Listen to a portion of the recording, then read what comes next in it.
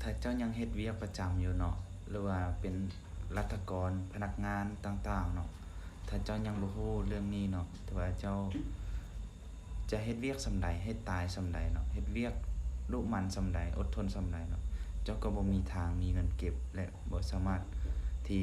จะประสบผลสำเร็จหรือว่าอยากเฮ็ดตามสิ่ง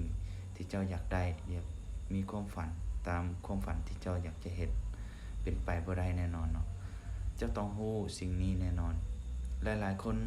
สิ่งที่เฮาคิดว่ามันบ่สำคัญเนาะแต่มันโคตรสำคัญ เพราะว่าหยังมันสำคัญแนวใดเนาะเรื่องนี้ก็คือเรื่องจัดสรรเงินเนาะหรือว่าเฮาจะบริหารเงินกันแนวใดหลังจากที่เฮามีรายรับได้รับเงินมาเนาะสิ่งนี้คือโคตรอันตรายถ้าเจ้ายังบ่รู้ตั้งแต่ตอนนี้เนาะถ้าเฮาได้เงินมาเฮาจะยังบ่รู้ว่าจะเก็บเงินตัวนั้นแนวใดเนาะจะใช้จ่ายเงินตัวนั้นแนวใดหรือแบ่งสัดส่วนเงินตัวนั้นแนวใดเนาะเฮาโคตรอันตรายเลยเนาะถ้าเฮายังบ่รู้ตอนนี้เนาะแล้วเฮาอยากจะเฮ็ดตามความฝันเฮาอยากจะเฮ็ดตามเป้าหมายเนาะในสิ่งที่เฮาอยากได้จะบ่มีวันได้ลงมือเฮ็ดจักเทื่อเนาะถ้าเฮาบ่รู้เรื่องตัวนี้เนาะหลายๆคนเนาะที่เขาเจ้าเป็นเจ้าของแบรนด์เจ้าของธุรกิจเจ้าของบริษัทต่างๆเขาเจ้าจะรู้บริหารเงินส่วนตัวของตัวเองก่อนเนาะจึงไปบริหารธุรกิจได้และถ้าเจ้าคิดว่าเงินมันก็เฮาได้ใช้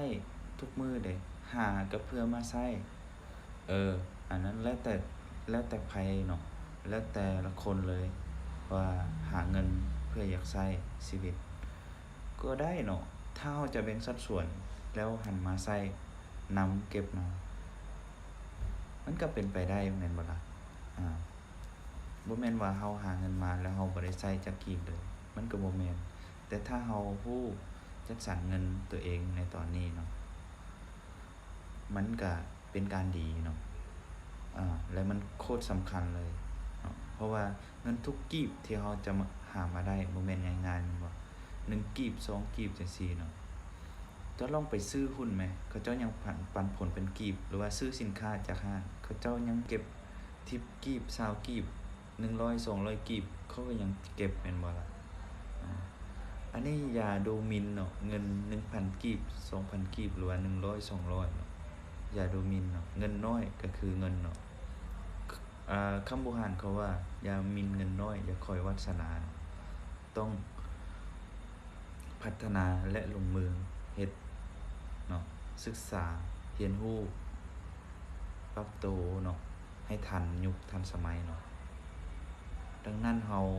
ควรจะพัฒนาตัวเองเนาะเรียนรู้สิ่งที่มันอยู่อ้อมรอบตัวเราอยู่อ้อมข้างตัวเราเนาะให้หลายๆเนาะและนั่นแหละคือสิ่งโคตรสำคัญเลยเนาะนับแต่ความสัมพันธ์ทุกอย่างที่มันเกี่ยวข้องตัวเราโคตรสำคัญเลย